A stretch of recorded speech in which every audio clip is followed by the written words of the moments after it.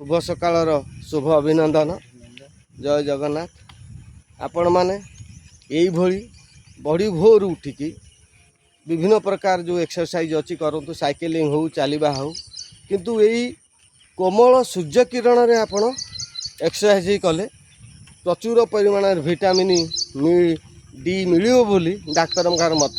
आ vitamin D जेते प्रचुर मिलिबो आपण सेते विभिन्न प्रकार समस्या दूर रे एवं सुस्थ रहिबे।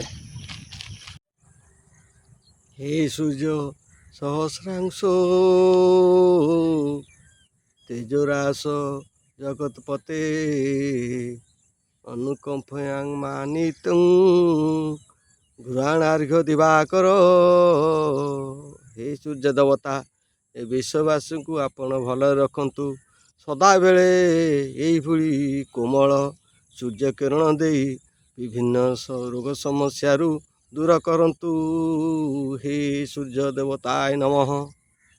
नमस्कार बंधुगण, आज आम जानिबा घरे सहजरे मिलुथिबा तेजपत्रर अद्भुत उपकारिता विषय। अनेक लोक तेजपत्र को केवल मसला भाव में व्यवहार करते किंतु एथिरे अनेक औषध गुण रही जहाँकि भाभी नथिबे। अच्छा बापा, तेजपत्र खाइले कौन उपकार मिले? निश्चिंत तेजपत्र हजम शक्ति बढ़ाइबारे साहाय्य करता है।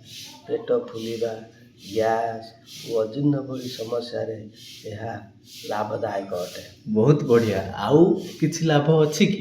निश्चिंत तेजपत्र रे थिबा एंटीऑक्सीडेंट शरीरर रोग प्रतिरोधक शक्ति बढ़ाई थाए।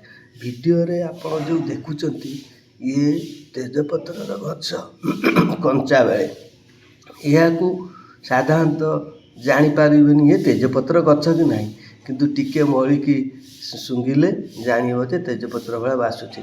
या सुखीगला आमे ताकू सुगंध एथिरे आसीता एवं एई भलिया देखंतु जो वीडियो रे एई भलिया को तेजपत्र बोली आमे चिन्हट करि परिया भल भाव। डायबिटीज थिबा लोक किछि उपकारिता मिलिबो कि खाइले? हाँ निश्चिंत। देख तेजपत्र रक्त रे शर्करा जो अच्छी ब्लड सुगर ताकू नियंत्रण करिबारे साहाय्य करिथा। किंतु आपण तेजपत्र खाइला माने औषध बंद कर देबे ना, औषध खाइबा चालू रखिबे एवं तेजपत्र भी तरकारी रे पकेइबा छाड़ी नथिबे। स्वास्थ्य समस्या पे किसी लाभ हो कि? निश्चिंत। देख आमे कोविड समय रे आमे जानी गले बा समस्त ज्ञान उदय हैला जो आमे जो काढ़ा पीऊ से तेजपत्र पकाती जो अदा गोलमर्च पका आ तेजपत्र पकिक आमे काढ़ा पीऊ था। तेणु तेजपत्र उपकारिता बहुत थिबारु आपण माने रोषेई घरे तेजपत्र सबुदिन व्यवहार करंतु।